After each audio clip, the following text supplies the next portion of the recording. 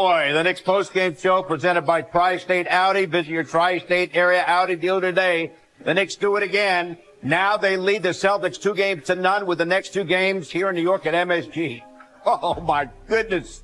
From our Delta MSG studios, Bill Pito along with Alan Hahn and Wally Zerbiak. The Celtics, guys, one field goal in the final 8:40. Wally, the Knicks close the game on a 23-6 run.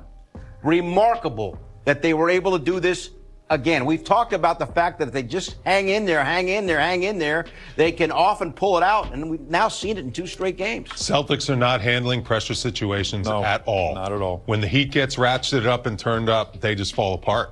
They miss wide open shots.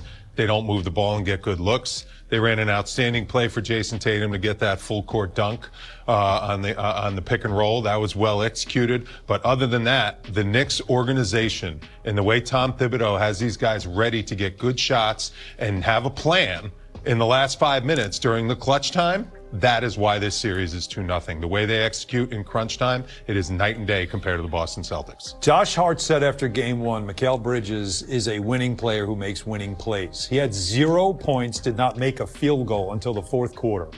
And then in the fourth quarter, he helped turn the game around. The Knicks offense got going because he got going. And then, of course, at the end, that's now back-to-back games where he makes the big defensive play at the end to lock it down. And don't look now. The Knicks are up 2-0 in this series, and they're not going home. Yep. They have the next 2 games in the world's most famous arena.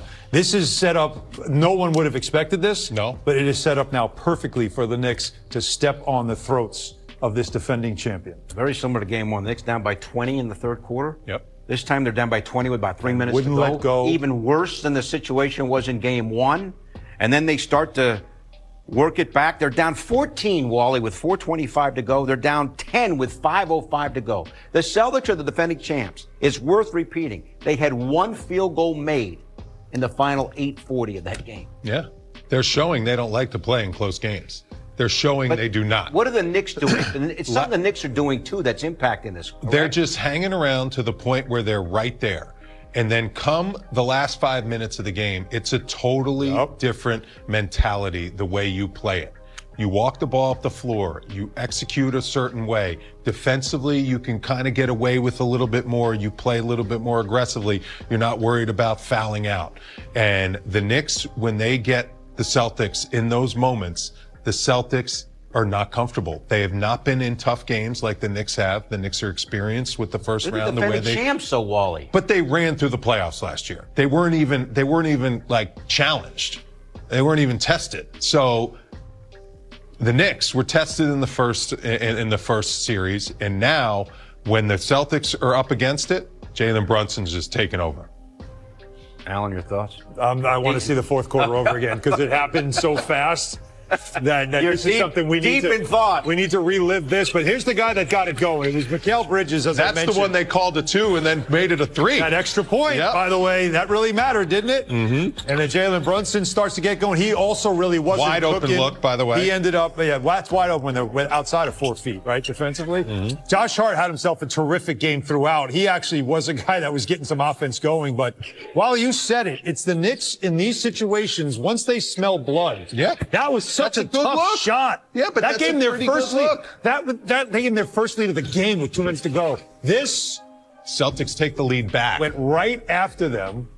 And now here, this is a foul right All here. defensive player committing that foul on an 85% free throw shooter, Makes he both knows free throws, that's a go up. terrible foul. And now here's Tatum trying to win the game.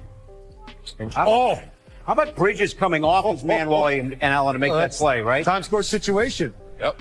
You know he can't pass it now. There's too much time off the clock. You know, by the way, the Celtics broke a record for a 2-game playoff. They've missed 75 sequence. threes in There 2 you games. go. Keep shooting them, No boys. team has ever missed Live 4 by the threes 3, die by the 3. in 2 straight NBA playoff games ever. 10 for 40. Remember, they're the best 3-point shooting team in the league. Yes. Well, they took the most. Made the most, took the most. They had a 40-point second half. Like they did not. I'm telling you, there's too much about this game to even talk. Jason Tatum, by the way, looks lost. He looks lost. He looks hurt. His wrist is not wrist right. is off? I saw him take a fall in the fourth quarter, and he is like very scared to even put his hand on the ground. You can tell the way he's releasing the ball. It's not a clean release. And one thing about the Celtics, when you dive down into their roster, they don't really have a pure point guard. Like a guy that at the end of the game, like they trust Tatum to do it sometimes. Holiday's He's not not a point guard. He's not like a pick and roll creating point guard when you think about it. Tatum's their best decision maker in the pick and roll to close games, but he's not a Jalen Brunson. He is not a closer like a Jalen Brunson or, some other guys in the NBA like a Luka Doncic who can just get you a good quality shot no matter what every single time down the floor. You need that in crunch time. You need your shooters to space the floor, your bigs to be going for rebounds, and you need your point guard to just control the situation and get you good quality possession. I got to tell you just quickly, Jaylen Brown looked like he was on a mission to start this game. Yeah. He ended up with 20 points, but he was 8 of 23, 2 of 7. He had 6 turnovers. And it's almost like playing into your hands when you let him go one-on-one. No question. Because he doesn't handle the ball well. Tatum had another nightmare shooting night. So their 2 big-time guys are not coming through right now. And that left the door open just enough for the Knicks to, for a second game, kick it down, walk through it, and now head home up 2-0. I can't believe Porzingis is not in the game at the end of the games. It doesn't make sense. He looked better tonight. Al Horford is great defensively. He's 35 plus years old. He's a great veteran. But what Porzingis brings is that element that the Knicks there's got to be something going on with him. The fact that he is not on the floor at the end of games, because he scares me when he's out there compared to when Al Horford's out there getting those open threes. Knicks 91 points is a season low, 13 first quarter points a season low, 61 points through 3 quarters a season low, and yet they won. Defense. And Wally and Allen, similar to game 1, is Mikal Bridges with the game on the line making the play on defense. Going back to game 1, and then we'll watch what happened again tonight. This is why the Knicks were constructed the way they were, to stop these 2 wings. Jaylen Brown, look at that. Give me that. Get out of here. This is my home court tonight. I'll take this victory game 1, and then backing it up in game 2. Mitchell Robinson moving his feet. OG coming over to help. Like, that is just brilliant defense. Length wins in the NBA. You have Mitchell Robinson long. Mikal Bridges long. OG Anunoby suffocate right there. Jason Tatum at the end of the game. That is why this roster was constructed the way it was. You need length on the wings to shut down great players. And the Knicks have it, and they're doing it, and they're taking a 2-0 lead back home. Now, let me caution you.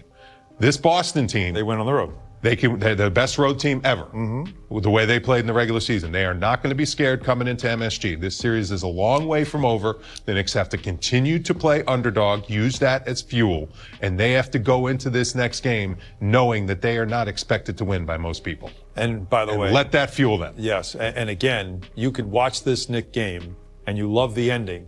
But you watch this game and you say they could play a lot better. No question. Like, it is a second game now. You've said they're offensively, they could play a lot better. And so for them to look at film and to say to themselves now with, by the way, 2 days off, they can reset and realize some of the things that they can do better offensively.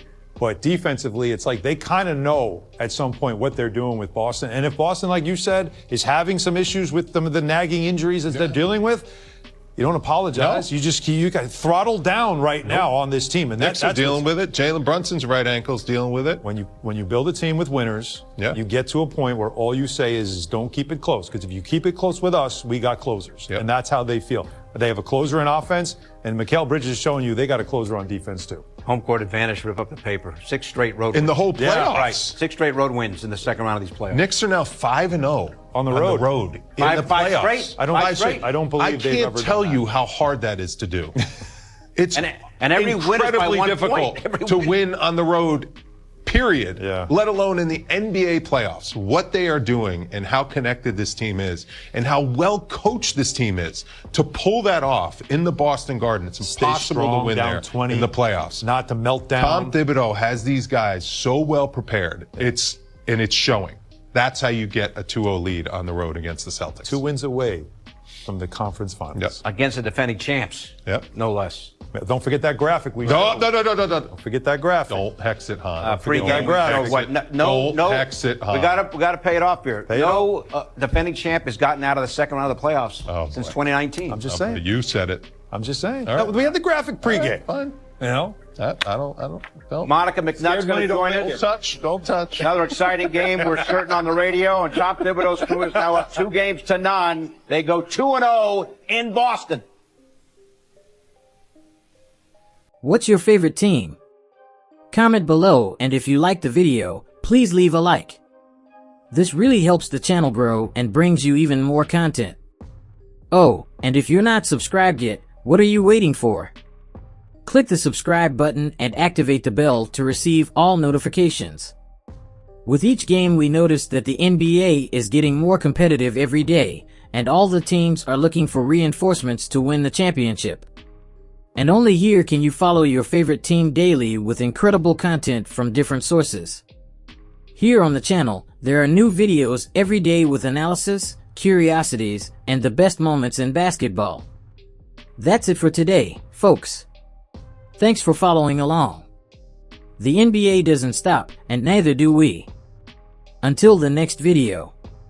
NBA, the passion that connects us.